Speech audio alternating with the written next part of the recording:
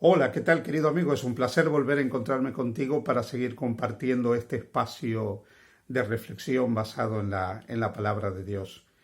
El libro de Éxodo, en el capítulo 20, tiene una declaración que a muchas personas las ha impactado, las ha confundido incluso. Y todos aquellos que tratamos de tener una vida sin sombras, queremos entender la palabra de Dios de la mejor manera. El texto al que me refiero es el que está en uno de los mandamientos que dice: visito la maldad de los padres sobre los hijos hasta la tercera y cuarta generación de los que me aborrecen.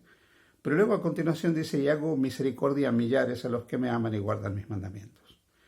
¿Qué dice este pasaje de la palabra de Dios? Pues bien, este pasaje de la Biblia nos está diciendo que lo que nosotros hacemos, nuestras acciones, repercuten de alguna manera no solo en nosotros, sino también en nuestra descendencia.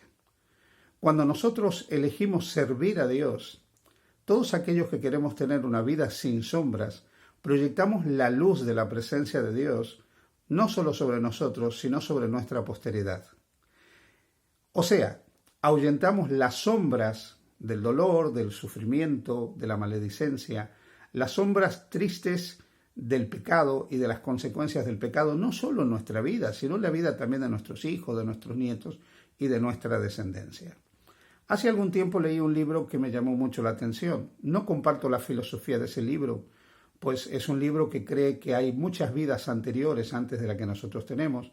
Y el libro decía: mis antepasados me duelen, y mostraba cómo en otras vidas nosotros hemos sido de una forma, y eso nos va acompañando a lo largo de todo este proceso de reencarnaciones, y cómo el pasado se va haciendo activo en nuestro presente, no solo el nuestro, sino también lo que han hecho nuestros antepasados se va haciendo de alguna manera presente en nuestra vida. Pero esta última parte sí me llamó mucho la atención, porque indudablemente a lo largo de generaciones una mala decisión puede volver a repetirse en la descendencia de aquellos que de alguna manera se han visto afectados por esa decisión equivocada de un padre o de un abuelo.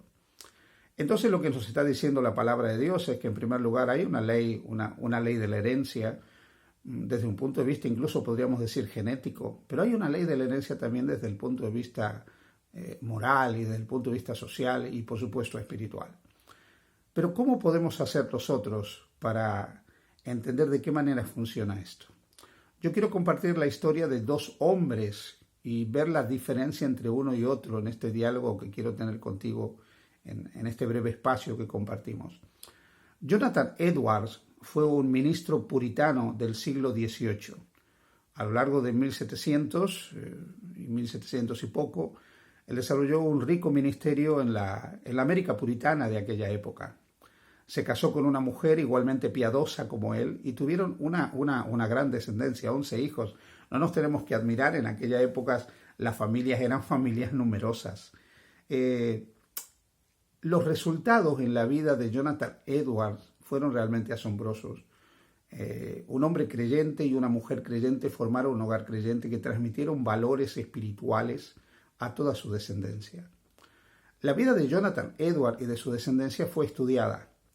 ¿Cuál fue el resultado? Quiero compartirlo contigo, porque estos datos realmente me han asombrado realmente.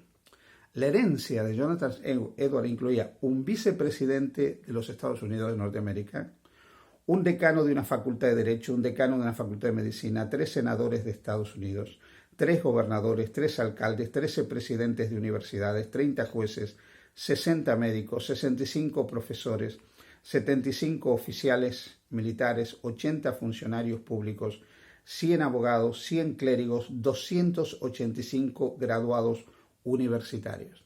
O sea, esa descendencia que él tuvo de siglo XVIII al siglo XX produjo todo esto. Por otro lado, se estudió la vida de un hombre que se llamó Mac Jukes.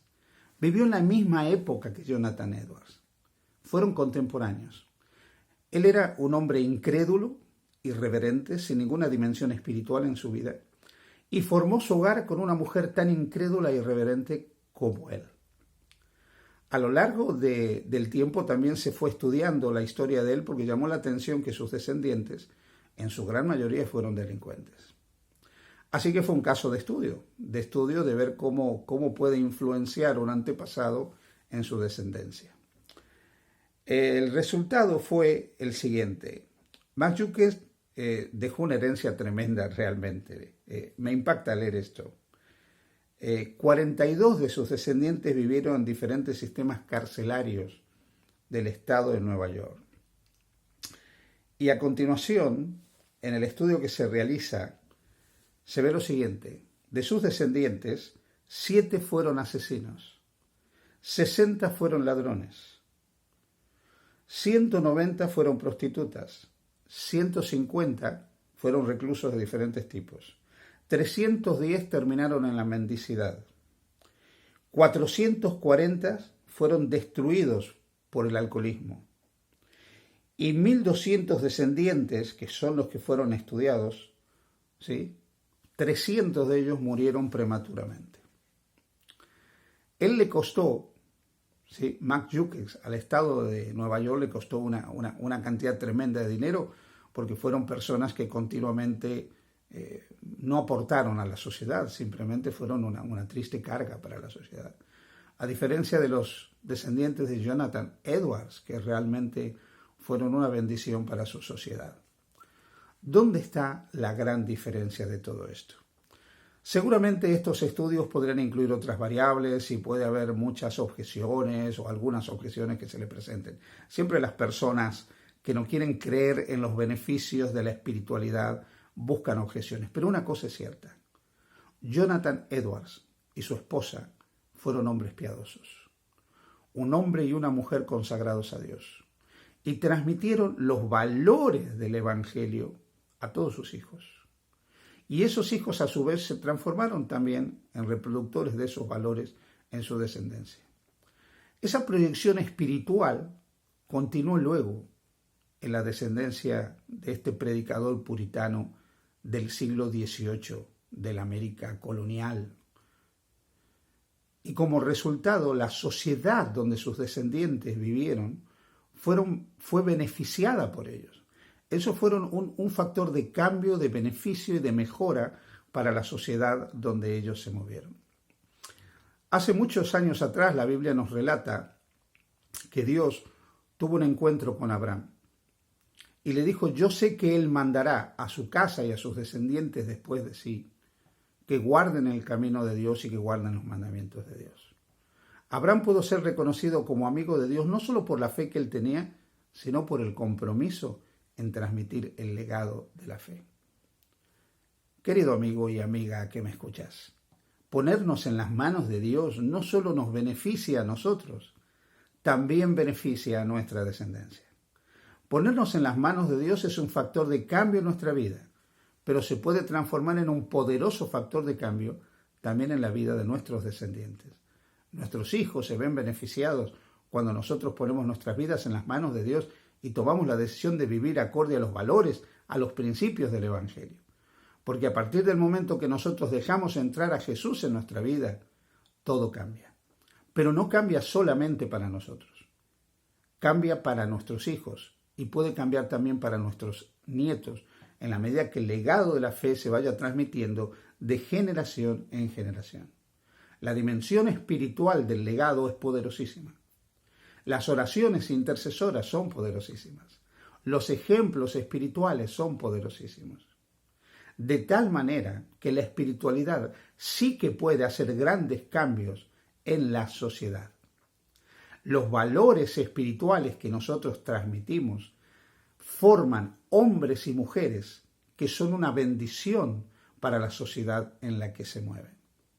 Por otro lado, los antivalores, todo lo opuesto a los valores expresados en la palabra de Dios como valores fundamentales para la convivencia, para la existencia, para el desarrollo, para la proyección del ser humano, todos esos antivalores que lamentablemente muchos de ellos son propagados en la sociedad actual por diferentes medios, no hacen una sociedad mejor.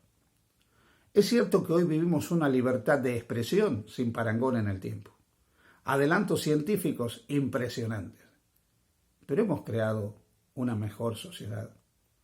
Vivimos en una sociedad donde realmente hay más amor. Vivimos en una sociedad donde realmente hay más estabilidad emocional, donde hay más hogares felices, donde hay más hijos que transmiten valores a los suyos, padres que comparten esos valores con sus hijos, familias que están estructuradas sobre los principios del reino de Dios. Ojalá que tú y yo podamos ser parte de esos transformadores que sobre la base de los valores del Evangelio ven sus vidas transformadas y son un canal de transformación también para la vida de otro. Que el Señor te bendiga. Feliz día junto a Jesús.